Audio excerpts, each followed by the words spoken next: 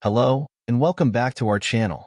Today, we will be talking about organic chemistry, particularly isomers of alkanes, alkenes, and alkynes. Before we start, make sure to like, comment, share, and subscribe so you don't miss any of our fun educational videos. We have previously talked about what organic chemistry is, but let's recap. Organic chemistry is a branch of chemistry that focuses on the study of carbon-based compounds, typically involving carbon-hydrogen, CH bonds. Alkanes, alkenes, and alkynes are all hydrocarbons. Their main difference is how many bonds they have. Alkanes consist of single bonds only. Alkenes consist of double bonds. And alkynes have triple bonds. What are isomers? Isomers are compounds that have the same molecular formula, but different structures. Isomers have different shapes and bonding as well as different properties. Let's start with structural isomers of alkanes. We will use C5H12 as an example. C5H12 has three isomers, which are pentane, 2,2-dimethylpropane, and 2-methylbutane. Let's draw these isomers. First is pentane, which is drawn like this. Second isomer is 2,2-dimethylpropane, which is drawn like this. Third and last isomer is 2-methylbutane, which is drawn like this. All these three compounds have the formula C5H12, meaning they all have 5 carbons and 12 hydrogens. However, since they are bonded and arranged differently, they have a different shape, structure, properties, and purpose. These three are the only possible isomers of pentane, since no matter how you arrange it, you will get one of these three isomers. The more carbons you have, the higher possibilities of isomers are to exist. What about alkenes? Alkenes are pretty much the same thing, with the exception that they are made of double bonds.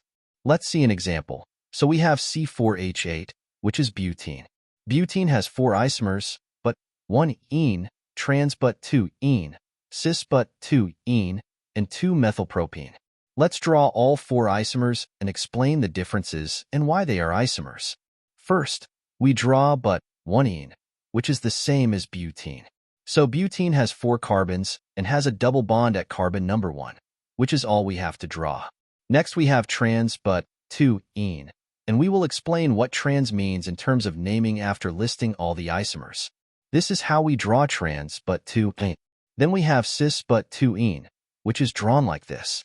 Lastly, we have 2-methylpropene, so we draw 3 carbons, we add a methyl at carbon number 2, and a double bond at the first carbon.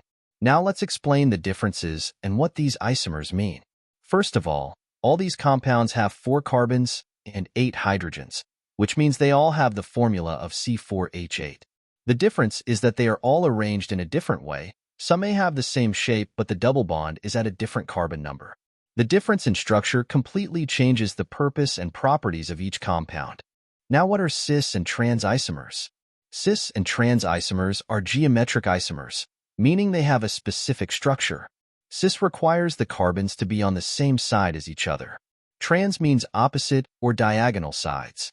As we see in this case, the 2 carbons in the middle have the double bond, and they are both connected to a CH3 and a hydrogen. In the cis compound, the CH3 are both on the same side, but in the trans compound, they are on opposite or diagonal sides.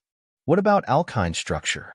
Let's look at the isomers of pentane, which is C5H8. So pentane has 3 isomers, which are pent, 1, ine, pent, 2, ine, and 3, methyl but 1, ine. Pent, 1. Ine has a triple bond on the first carbon, so this is how it's drawn.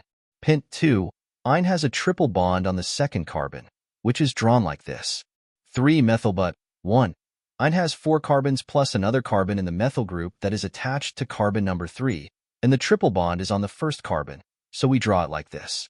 They all have 5 carbons and 8 hydrogens, meaning they all have the molecular formula C5H8. The difference is their structural formula, which changes their properties and purpose. That's it for isomers of alkanes, alkenes, and alkynes. We hope you all enjoyed this video and learned something. Don't forget to like, comment, share, and subscribe. We hope to see you in our next video. Bye.